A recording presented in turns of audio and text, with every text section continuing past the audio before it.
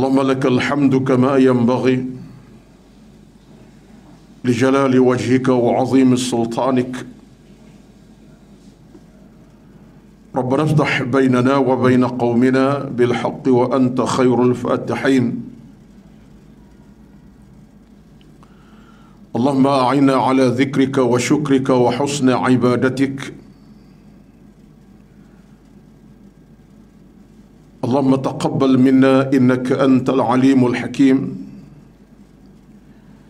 لا إله إلا أنت سبحانك إنا كنا من الظالمين.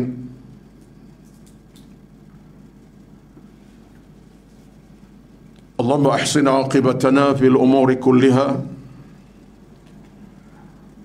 وأجرنا من خزي الدنيا وعذاب الآخرة.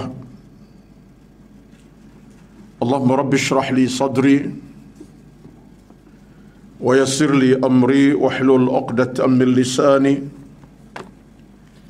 يفقه قولي يا رب العالمين. أما بعد، أعوذ بالله من الشيطان الرجيم. بسم الله الرحمن الرحيم. يا أيها الذين آمنوا اتقوا الله حق تقاته ولا تموتن إلا وأنتم مسلمون. Wahai orang-orang beriman, bertakwalah kepada Allah dengan sebenar-benar takwa. Janganlah mati melainkan mati dalam keadaan menyerah diri kepada Allah Subhanahu wa taala, yakni mati sebagai seorang yang beriman. Sadaqallahul azim. Yang hormati dikasihi Tuan Kuasa pengurusan program kuliah Zuhur MBI Shah Alam ini, dan yang dikasihi dan hormati pastinya seluruh kehadiran para jamaah kuliah Zuhur, para pegawai keketangan yang jauh yang dekat yang bersama di Dewan Kuliah pada hari ini, bahkan yang menonton di luar sana melalui FB Live kita. Alhamdulillah, pertama-tama kita merafak syukur pada Allah Subhanahu wa taala kerana dengan izin Allah jualah pada tengah hari yang penuh barakah ini kita dapat berkumpul di tempat yang paling berkat, iaitulah di surau, di waktu yang paling mulia, iaitulah di saat kita menanti azan zuhur berkumandang kejap lagi, dan kita bertemu di majlis yang berkat, iaitu majlis ilmu, berbicara tentang soal iman, tentang soal Islam, tentang soal ketakwaan kita kepada Allah Subhanahu wa taala. Jadi tuan-tuan puan-puan semua, kalau kita balik kepada konteks agama, maka barakah dalam hidup ini dia banyak cabang sebenarnya. Berkat masa, bila mana kita ambil kesempatan masa untuk buat kebaikan. Masa. Berkat lokasi, berkat tempat, bila kita berhimpun di masjid di surau. Dan berkat majlis, bila kita masuk ke tempat berbicara tentang iman dan taqwa, Islam dan iman. Dia nak apa lagi sebenarnya dalam hidup ini? Jadi orang yang gagal, yang kecundang, yang kecewa, orang yang tak mengambil peluang-peluang itu, yang tak mengambil peluang. Berkat masa, dia tak kisah. Berkat tempat, dia tak peduli. Berkat majlis, dia tidak hadir. Jadi kita kerugian. Jadi dalam agama ni, kita seolah-olah berada dalam luar lingkup yang penuh dengan kemuliaan, penuh dengan kerahmatan, malam, siang, pagi, petang. Jadi dalam agama kita kena rebutlah peluang-peluang ini. Kalau kita rebut peluang ini, saya buat status dalam FB saya 2 hari yang lepas, 2 hari lepas ke 3 hari lepas, 2 hari lepas saya rasa, saya tulis kat situ dalam status saya punya FB itu, saya tulis dalam bentuk kata-kata nasihat, tausiah, peluang buat amal ibadat soleh masa dunia. Dah dunia tidak ada, peluang untuk buat ibadah tak ada dah. Peluang kita beribadat masa di dunia sekarang ini. Tapi kalau dah dunia tak ada, akhirat datang, nak buat apa lagi? Nak sembahyang, baca Quran, dengar ceramah, nak berzikir, bertasbih, nak ke surau, ke masjid, nak umrah, nak bangun tengah malam tahajud. Nak buat apa lagi? Bukan dunia dah kamu ada. Bila masuk alam mahsyar, alam akhir, alam kubur, itu dah tak ada dah. Yang ada ialah peluang sekarang ini. Betul, orang yang benar-benar menjaga peluang dan ruang dia akan ambil. Kita pada hari ini alhamdulillah Allah rezekikan kita peluang itu. Peluang ilmu, peluang amal, peluang ibadat, peluang pahala, dan kita ambil kesempatan ini. Mudah-mudahan insya-Allah ia tidak akan pernah mengecewakan kita dan tidak akan berikan kita kesempitan dalam hidup sampai kita bertemu Allah Subhanahu wa taala. Ini mukaddimah saya lah, nak bagi suntikan semangat sikit buat diri yang bercakap dan kepada yang menonton, yang mendengar kuliah zuhur kita pada hari ini. Minggu lepas datang pun, minggu ni muka tu juga yang muncul. Jadi yang sebetulnya minggu inilah minggu yang tetap, iaitu pertama, Khamis pertama. Minggu lepas adalah gantian kepada saya tidak hadir pada minggu pertama sebab berada di Mekah. Baik, tuan-tuan sekalian, yang ini kira program rasmi lah, bulanan. Tajuk kita sambungan bulan minggu yang lepas, kalau masih ingat, dan catatan, kalau ada catatan, kita bercakap tentang 3 amalan penting yang menjadi diary kita, yang menjadi tugas utama kita, yang menjadi tugas utama penting kita seharian sampai mati. 3 tugas utama kita kena lekat betul dalam dari kehidupan kita, tak boleh berpisah. Pertama, baca Quran. Kedua, zikir. 3, berdoa. Bila saya sebut dari utama tu, kita fahamlah mana benda tak boleh kita tinggal. Kita kena pasti ia berada bersama kita malam, siang, pagi, petang. Baca Quran. Kedua, zikir. Ketiga, berdoa. Kerana semua ini adalah merupakan pintu-pintu keberkatan. Nak berkat, baca Quran. Nak berkat, banyak berzikir. Nak berkat, banyak berdoa. Pintu keselamatan. Nak selamat, baca Quran. Nak selamat, zikir banyak-banyak. Nak selamat, doa banyak-banyak. Nak rahmat dunia akhirat, nak rahmat yang berkekalan, nak rahmat Allah, baca Quran. Nak rahmat Allah, zikir banyak-banyak, sebut nama Allah banyak-banyak. Yang ketiga, banyak doa. Nak apa lagi? Sebutlah. Berkat, rahmat, keselamatan, apa saja nama-nama yang sesuai waktu dengannya lah, semua datang daripada punca-punca tadi. Zikir, baca Quran, zikir dan berdoa. Baik. Antaranya ialah membaca Al-Quran. Baca Al-Quranul Karim. Saya sebut di penghujung kuliah minggu lepas, kerana Al-Quran adalah kalamullah. Quran kalam Tuhan yang sifatnya kita kena bercakap dengan Tuhan. Dan bila kita baca Quran, kita bercakap, Allah jawabnya. Berapa kali saya bercakap? 7 kali sehari. Bila tu? Pagi, tengah hari, malam, siang, dini hari, senja, subuh. Betul lah tu. Berapa kali saya bercakap dengan Allah? 5 kali. Bila tu? Tengah malam, dini hari, pagi, petang, dekat maghrib, nak tidur. Cukup dah tu. Berapa kali sehari bercakap dengan Tuhan? 2 kali. Bila? Pagi sekali, malam sekali. Alhamdulillah lagi. Cakap Allah bila berkali? Entah berapa kali, tak tahu, tak pernah. Kafur lah tu. Pagi tak baca, petang tak baca, malam tak ada. Itu cara mudah nak faham lah tu. Jadi kenapa saya kata Quran itu adalah kalamullah? Kerana memang kalamullah. Quran itu kalam Tuhan. Kita kalau masuk dalam musim-musim tilawah Quran pada kebangsaan dan ketara bangsa, dia mesti lagu muqaddimah lah tu.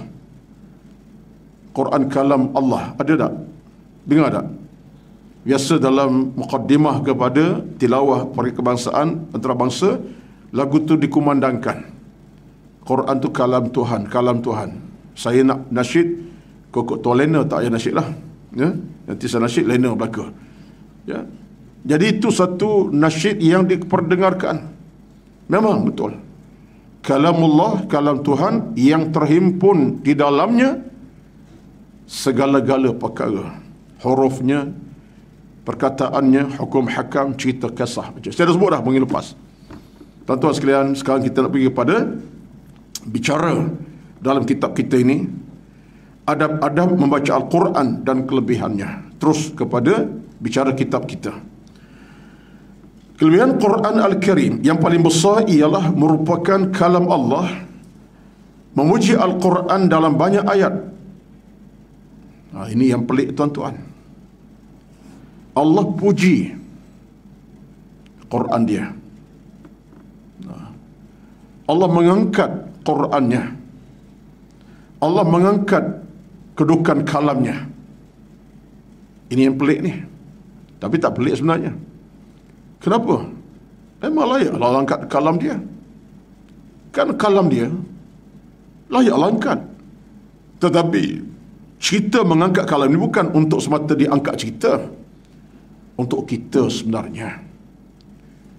Yang patut angkat kita. Kita kena angkat Al-Quran di martabat yang tinggi.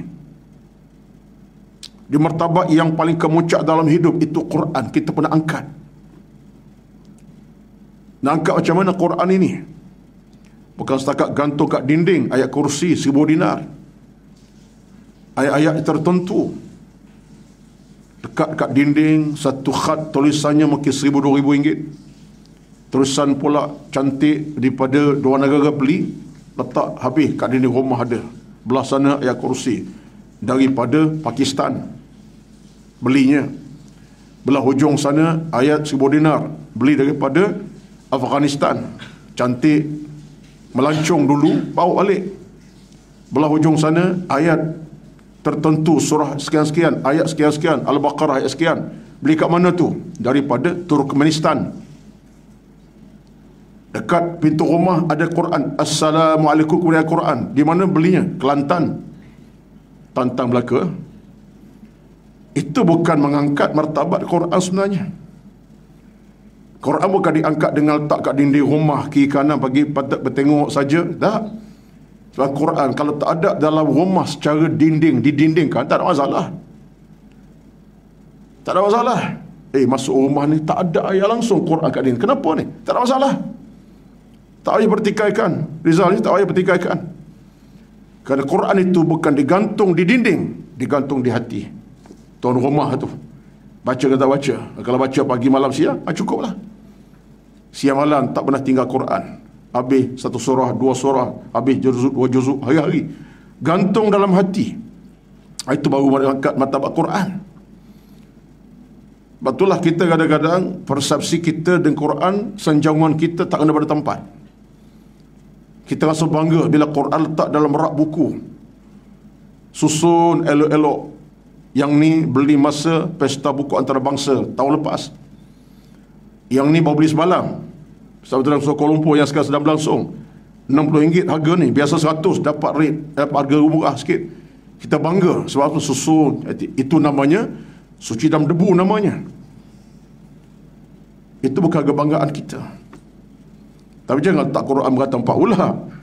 Cantik dah tu. Tapi Quran itu di sini tempatnya. Jadi Allah puji Quran bila mana Quran itu masuk dalam hati kita.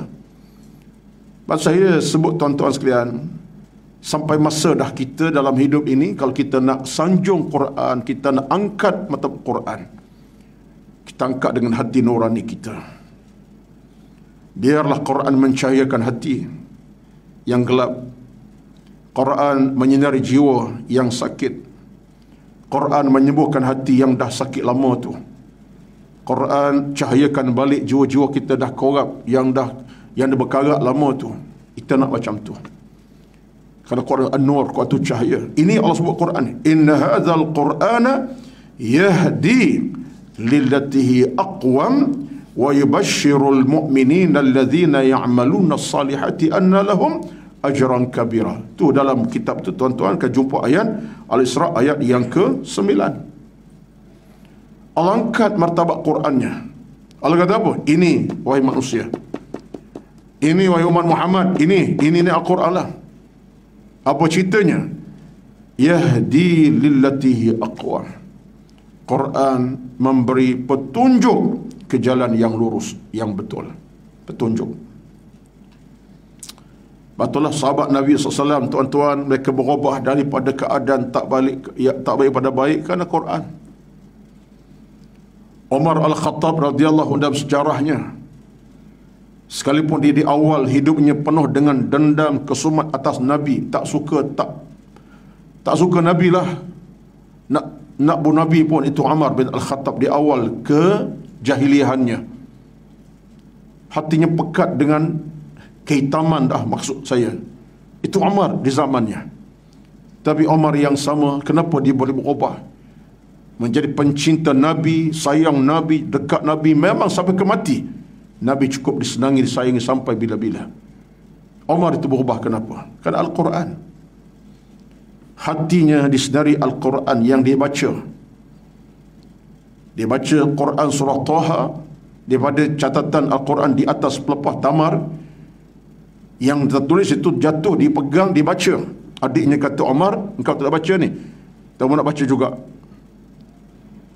Akhirnya Umar baca, Taha ma anzalna alaika al-Quran litashqa. Allah bercakap daripada sudut perasaan manusia itu. Quran bukan untuk mencelakakan manusia, kata Allah. Quran turun bukan untuk mencelakakan manusia. Quran turun untuk memberi kepada kamu hidayah. Orang baca ayat tu, air matanya tumpah terus. Lantas cari Nabi. Di mana Rasulullah, di mana Muhammad, dia tanya dia. Adanya masih beranggapan dia nak bunuh Nabi. Tidak. Masa tu jiwa dah berubah dah. Dia tanya Nabi dengan perasaan cinta dah mula berasa. Sebab Quran tadi merubah hatinya. Dia cari Nabi, jumpa Nabi, dia peluk Nabi. Sayang, dia cium Nabi dari sampai ke tumit Nabi. Meluk Islam. Asyhadu annaka Rasulullah. Asyhadu an la ilaha illallah wa annaka Rasulullah. Kerana Al-Quran, tuan-tuan. Ada orang kata dalam beberapa ceramah, kata saya, Ustaz, Umar tu Arab kan, baca Quran dia faham lah, batu dia mudah berubah. Dia baca Quran, dia faham, sebab dia orang Arab, bahasa dia. Saya kata betul, tak dinafikan. Kalamnya kalam Arab, lidah Arab, Quran bahasa Arab, dia faham. Tapi jangan kita lupai, Quran adalah mukjizat. Sekalipun membaca tak faham Arab, tapi dia ada di sana roh-rohnya yang akan masuk dalam hati kita, sekalipun kita tidak orang Arab. Sebab Quran mukjizat. Kalimahnya, ayatnya, maknanya, hukum hakam mukjizat. Bukan kata-kata orang, kata-kata Allah. Betul lah orang baca Quran, orang dia tak faham, insya-Allah ada kekuatan datang dalam hatinya. Janji baca dulu. Ni nak komen, bacanya tidak, baca dulu. Pegang Quran, baca dulu. Tak faham pun tak apa. Sebab Al-Quran adalah mukjizat. Quran adalah satu mukjizat yang boleh meresap dalam jantung hati kita, dalam jiwa kita, insya-Allah. Lama kelamaan dah kita dah baca, tak faham tu. Tapi lain, tuan-tuan sekalian. Percayalah. Betullah saya sebut sentiasa dalam hidup kita beragama ini, kadang-kadang kita ada masalah juga dalam hidup. Pemasalah kita tak tenang jiwa, keluh kesah, Rizal dah. Ada ujian datang, jiwa kita sakit, terasa sempit dada, terasa masalah, bebanan-bebanan ni macam-macam lah. Nak keluarga, bebanan haru wang ringgit, bebanan macam-macam kita rasa. Saat bila kita rasa bebanan berlaku dalam hidup kita tak tenang jiwa, cuba pegang Quran sekejap. Ambil wudu, cari tempat-tempat yang menyenangkan, kursi ke, sofa ke, ambil wuduk lengkap, pegang Quran, menghadap kiblat ke, tengok cuaca di luar rumah kita, buka. Tak kira surah-surah mana, surah kecil pun dia, besar pun dia, baca 10 minit, minit dengan penuh kesabaran minta pada Allah, aku nak keberkatan ya Allah dengan bacaan ini. Aku tak faham tapi aku nak ketenangan. Insya-Allah. Insya-Allah. Walaqad yassarna al-Qur'ana lidzikri fahal min mudzakir. Allah sebut Quran pada kita, Quran sebagai peringatan baik pada kamu, menenangkan kamu, kata Allah. Kami permudahkan. Tak faham, tapi ingat ketenangan datang. Lama kelamaan, minit pertama tak rasa, kedua tak rasa, insya-Allah minit ke-10 dah kita fokus sikit sebanyak, dia akan datangkan ketenangan. Fokus lagi setengah jam, oh insya-Allah. Tuan-tuan sekalian, ini meyakinkan kita. Cuma kita tak cuba, tak try, kita tak test, try, test, cuba, apa lagi perkataan sewaktu dengannya. Kerana kita tak test, tak try, tak cuba, kita tak rasa, tak tenang hati, pergi pusing shopping center, lagi kelang kabut, hati resah gelisah, keluar rumah buat kereta, pergi kedai mamak, teh tarik 2 cawan mi goreng sepinggang. Hati tak tenang, terasa gelisah, bawa kenderaan pergi cari di pantai. Mau kata pantai tak tenang juga. Saat kita rasa gelisah, cuba kita pegang Al-Quran, ambil wuduk yang lengkap, doa pada Allah, munajat, minta ketenangan. InsyaAllah, insyaAllah, insyaAllah, insyaAllah. Ala bizikrillahi tatma'innul qulub, kata Allah. Ketahuilah hai manusia, ketenangan kamu boleh rasa bila kamu ingat pada Allah. Surah Ar-Ra'du, Allah sebut dengan jelas, ala bizikrillahi tatma'innul qulub. Ketahuilah hai manusia, dengan ingat pada Allah kamu akan tenang hati kamu. Ingat apa dia? Antaranya zikir, ingat. Quran pun ingat juga. Tak boleh baca surah besar-besar, surah Yasin. Baca Yasin boleh 10 kali. Baca Yasin 5-6 kali. 83 ayat Yasin kalau kita baca fokus betul-betul secara tertil, 20 ini habis. Habiskan 3 kali sejam. InsyaAllah, insyaAllah, insyaAllah. Dan baca surah lain, baca Yasin, Al-Mulk. Ataupun tak nak surah, kita ulang baca ayat kursi je. Allahu la ilaha, sampai akhir ulang 10 kali, ulang. Apalagi kalau kita baca Quran surah-surah yang banyak itu, 1 ayat, 2 ayat, 3 ayat. Tuan-tuan sekalian, ini semua pintu kerahmatan, keselamatan, ketenangan, kebahagiaan. Percayalah. Kita kena fokus biar betul. Bila kita fokus tak betul dalam suasana Allah uji dengan isu-isu pelbagai, tak tenang, hati tak tenang, kita pula salah pilih jalan mencari ketenangan, patut cari tak penyelesaian, tak ada, makin berserabut ada, sebab salah pilih jalan. Bila kita salah pilih jalan, hati makin tak tenang, hati makin bergejolak, jiwa makin tak stabil. Tapi kalau ada di sana ketenangan kita dengan Al-Quranul Karim, dengan zikir tasbih, Allah, tuan-tuan, percayalah, ini semua ajaran yang diberikan oleh para alim ulama kita. Kalau tengok dalam kata-kata Al-Imam Al-Ghazali rahmatullahi alaihi, seorang tokoh besar tasawuf terkenal dalam Islam kita, dalam agama kita, Imam Ghazali lah. Ketika orang tanya dia, apa jalan yang boleh membasahi jiwa dengan kebaikan, mana jiwa jadi basah dengan ketenangan? Lalu kata apa dia? Dekati Al-Quran. Itu jawapan dia. Dekati maknanya bacalah, rapati Al-Quran Karim. Kerana setiap kalimah Quran adalah mukjizat. Tiap huruf ada mukjizatnya, tiap ayat ada mukjizatnya. Tiap kita baca huruf ke ayat ada kelebihan yang menanti kita. Yakin, percayalah. Itu di antara perkara yang berikan kita kejayaan. Jadi kata Allah SWT, inna hadzal Qur'an yahdi. Quran itu boleh beri kamu hidayah, petunjuk. Petunjuk, tuan-tuan sekalian. Maknanya ketenangan, petunjuk, keamanan, petunjuk, keselamatan, petunjuk belaka lah tu. Hiya aqwam, ke jalan yang lurus, yang betul. Pasti Quran tidak akan menyelewengkan cara berfikir kita, hidup kita, tak akan.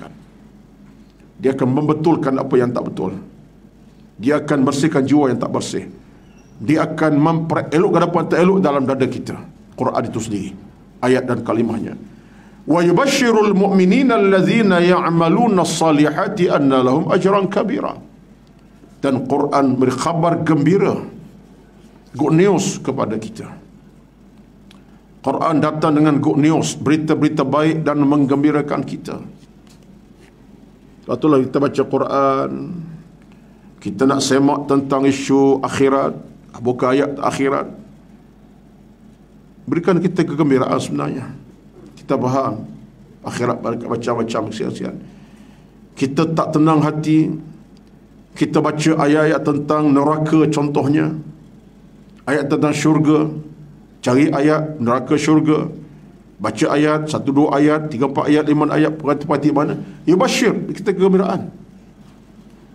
Waktu hari ini tuan-tuan sekalian, saya Quran tak ada depan saya, terjemahan ke, tapi dalam rak-rak buku belakang depan saya, belakang tuan-tuan ke cari, hari ini Quran kita alhamdulillah, Quran terjemahan bahasa Melayu ni, terbitan pelbagai, Karya Bestari pun ada, terbitan Karang Kraf pun ada, macam-macam terbitan lah. Saya pun tak nak bagi nama-nama lah, ya, nanti jadi promotion pula, ya. Quran terjemahan dalam cetakan kita Malaysia, banyak pihak mencetak. Tuan-tuan kalau buka terjemahan, tuan akan dapati indeks. Dia ada indeks ayat, indeks surah dan ayat. Itu Muslimah kita pegang Quran, ada tak indeks supaya tengok? Kalau tak, ayat tu confirm ada lah tu, ada tu. Itu terbitan Karya Bestari saya. Indeks tu tuan-tuan boleh jadi kepanduan sebenarnya. Kalau rasa nak tengok dalam ayat bercakap tentang soal syurga, ayat tentang syurga, dia senaraikan daripada Al-Baqarah ayat ke berapa hal syurga, Ali Imran ayat berapa syurga, Az-Zumar senarai penuh ayat hal syurga saja. Buka sajalah, aku nak semak ayat hal syurga apa keadaan. Al-Baqarah ayat sekian, ada indeks dia. Ali Imran ayat sekian-sekian, beratus ayat lah jawabnya. Itu satu tabsyir kepada kita tu. Aku hari ni aku nak tengok dalam ayat bab sedekah contohnya, bab derma-derma sedekah ni, infak. Buka ayat indeks tentang infak sedekah derma, dia akan senaraikan ayat surah mana-mana, ayat nombor apa. Kita beliklah. Aku nak baca hari ni, nak tengok hari ni ayat tentang isu tentang masalah rumah tangga, hubungan suami isteri. Ada. Dia akan sebut tentang bagaimana konteks rumah tangga dalam Islam, ayat berkaitan. Jadi ini semua adalah merupakan rezeki kepada kita tuan-tuan. Dan mereka buat kerja tu sampai boleh buat macam tu, kita ucap terima kasih sebenarnya. Tim yang buat kerja tu, terima kasih sangat-sangatlah. Memudahkan kita. Kalau tak ada indeks tu, celaru kita, saya pun celaru. Nak baca ayat, nak tengok ayat tentang syurga ni, belik-belik nak cari dalam masa dekat payah. Surahnya banyak, 11 surah, 730. Tapi dengan cara indeks tadi, apa saja bab kita nak baca, nak semak, itu tabsyir namanya tu. Sebagian daripada kegembiraan kepada kita, yang menjadi sebab kita dapat sesuatu dengan mudah. Tinggal lagi kita nak cari, ada tak indeks tu? Yang puan ada tak? Jadi ini di antara, saya bukan apalah nak menganjurkan sangat setiap orang kita adalah Quran terjemahan yang contoh yang ada tu lah. Itu terbitan Karya Bestari ke puan? Karya Bestari kan? Ya. Karya Bestari. Dapat ke lah puan-puan, tuan-tuan? Satu seorang kena ada lah, ya. Sekarang nak Quran murah sikit, saya ingat sementara sempena dengan pesta buka antarabangsa ni dapat murah sikit. Pergi ke lokasi dari Roy mereka tu jumpa, insyaAllah mungkin murah sikit kan dapat. Tapi jangan berkira sangat lah, jangan berkira Quran murah, mahal, murah, beli lah, ya. Kita bab Quran kira berkira terus. Nak beli yang tu yang tak kira dah, pakai beli je, ya. Ini masalah, ya. Saya lah bukan tuan-tuan. Saya, tuan-tuan okey nampak, ambillah kesempatan. Jadi kalau dapat tak musim pesta buka antarabangsa, kemudian kalau boleh seorang-seorang ada terjemahan tu, kena ada. Bukan wajib, tetapi ada keperluan dalam suasana kita ni tak boleh bahasa Arab, memang tak erti Arab, dengan ada terjemahan tu kita dapat tahu banyak benda. Terjemahannya indak-indak kita dapat capai. Baik. Guna tuan-tuan, kita benda macam ni saya bukan apa, sebab peringatan macam ni adalah peringatan daripada hati ke hati. Sampai hari ini pun saya ada Quran yang indeks tu, ya, pelbagai bentuk lah yang saya ada, yang mahal, yang murah. Sebab kita dapat benda sebab itu. Saya nak ceramah tentang isu berkait dengan soal infak harta. Senang saya akan cari ayat Quran di sebalik indeks tadi, bawa keluar. Jadi banyak kemudahan untuk kita tetapi makna, kandungan, pengertian di sebalik apa yang tertera itu. Baik. Ini semua tafsir bagi saya ni, kegembiraan kepada kita. Allah kan Quran itu sebagai berita gembira untuk siapa? Orang yang beriman dan beramal-amal salah, bagi mereka pahala yang begitu besar. Baik. Dalam ayat yang lain Allah sebut, dalam surah yang lain, dalam surah Fussilat ayat 42, Allah kata apa? La ya'tihi al-batilu min baini yadayhi wala min khalfih tanzilun min hakimin hamidin. Kata Allah Azza wa Jalla, yang tidak dapat didatangi oleh sebarang kepalsuan dari mana-mana arah dan seginya diturunkan Tuhan yang bijaksana lagi maha terpuji.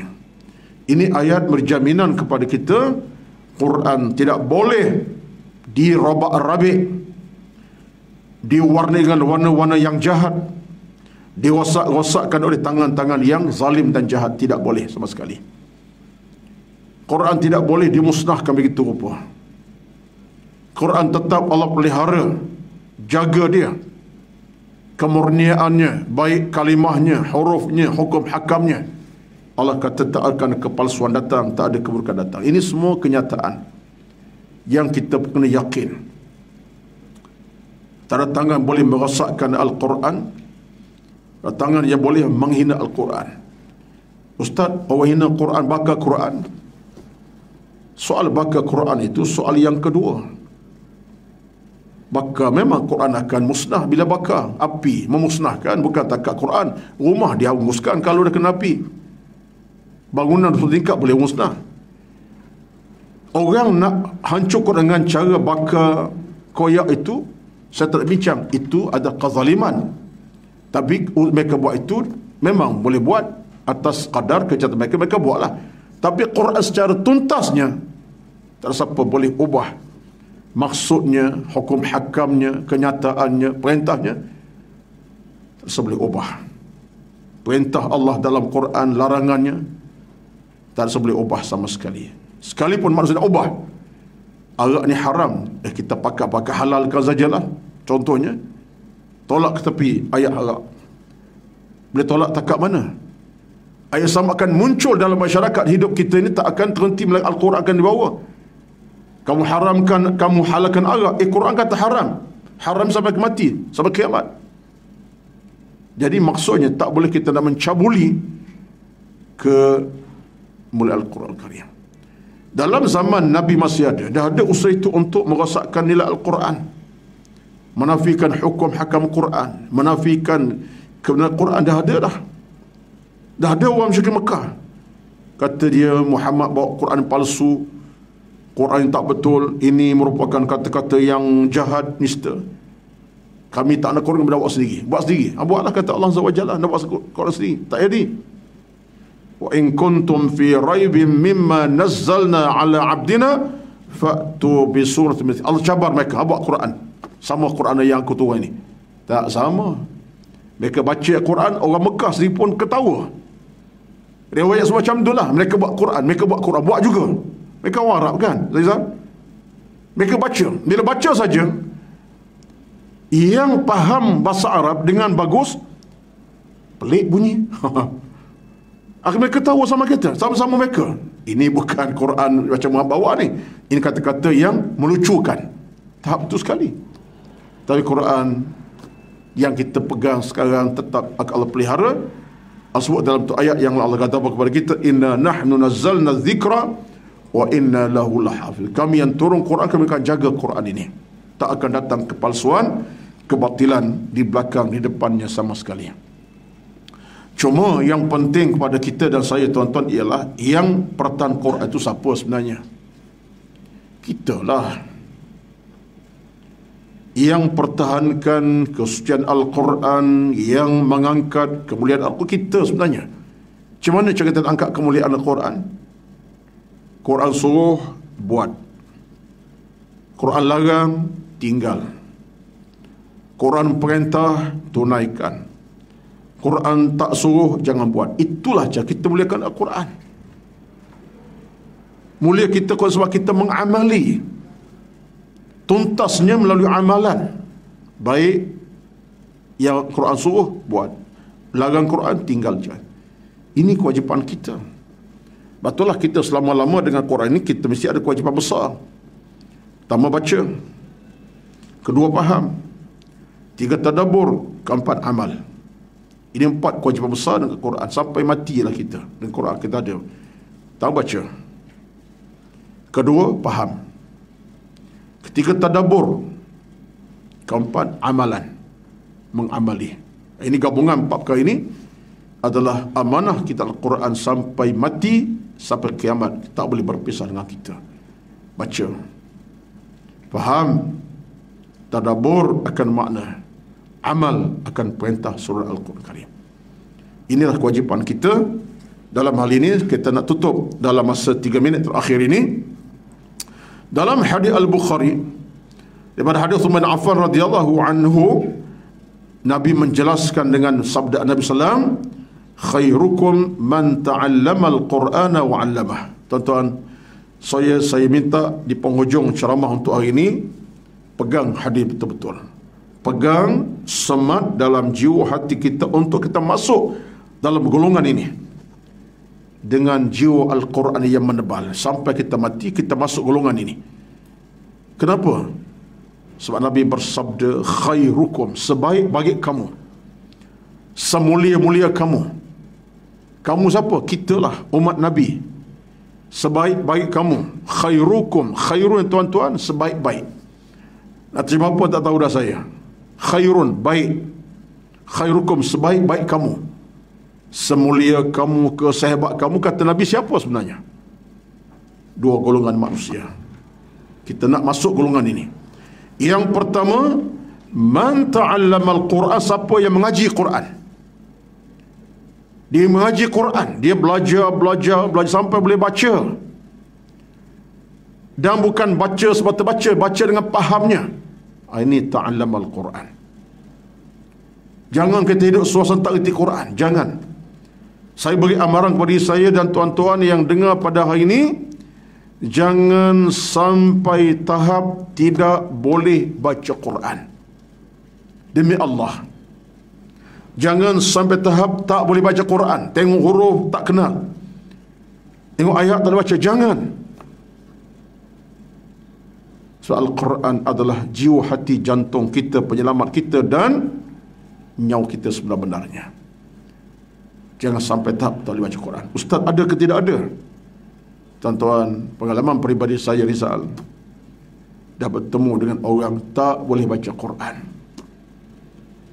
Jumpa saya pula tu mengadu. Bukan umur 12 tahun. Tak boleh 12. Dah umur 60 tahun. Pension. Nak pension. Dah pension lama. Ya. Tak boleh baca. Hati saya bercakap dalam nada menangis, tuan-tuan.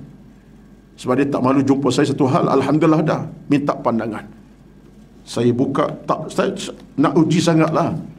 Bukan suruh baca Az-Zumar, Al-Imran tu. Buka hujung Al-Quran tu, An-Nas. Qul a'udzu birabbin nas, Malikin nas. Tuan baca. Dia tengok. Iling kepala.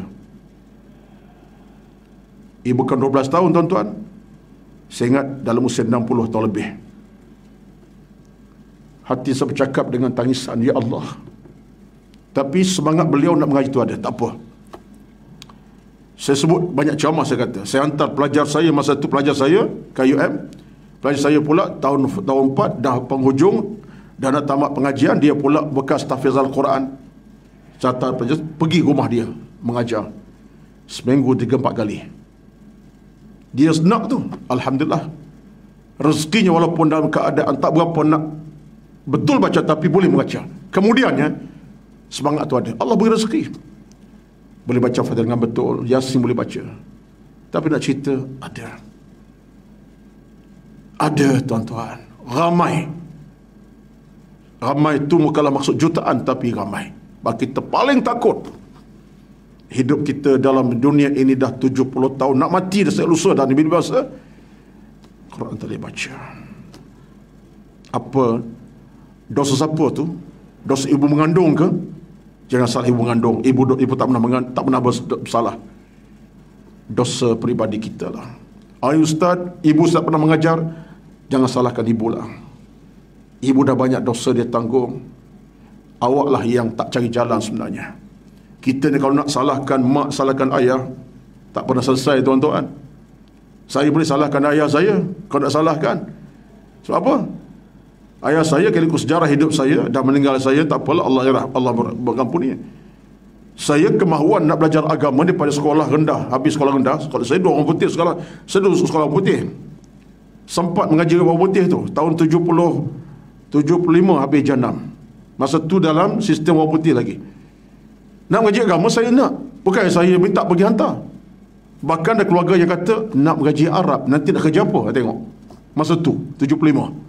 Tapi saya, rezeki saya Allah beri boleh jadi hidayah nak mengaji agama, minta. Kalau saya nak salah ayah saya, tak habis ceritalah tuan-tuan. Cukuplah, tak salahkan ayah kita. Moga Allah berhati dia, tapi kita yang patut cari jalan. Dan aku tak patut, kita kena belajar. Tak faham nak cari ilmu.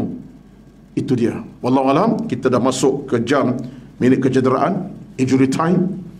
Patut tuan dapat lain macam je. Ya? 2 minit terakhir ni, dah lewat ni. Kita maaf banyak-banyak. Cerita kita tadi Quran, insyaAllah. Mudah-mudahan kita sambung balik.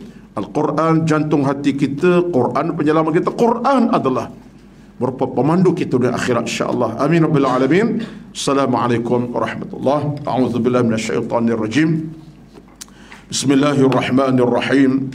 Alhamdulillahi rabbil alamin. Wassalatu wassalamu ala sayyidina Muhammad wa ala alihi wa sahbihi ajma'in. Allahumma inna nas'aluka ridhaka wal jannah wa na'udzu bika min sakhatika wan nar. Allahumma innaka tuhibbul 'afwa fa'fu 'anna. Rabbana atina fid dunya hasanah wa fil akhirati hasanah wa qina 'adzaban nar. Walhamdulillahi rabbil alamin. Taqabbalallahu minkum.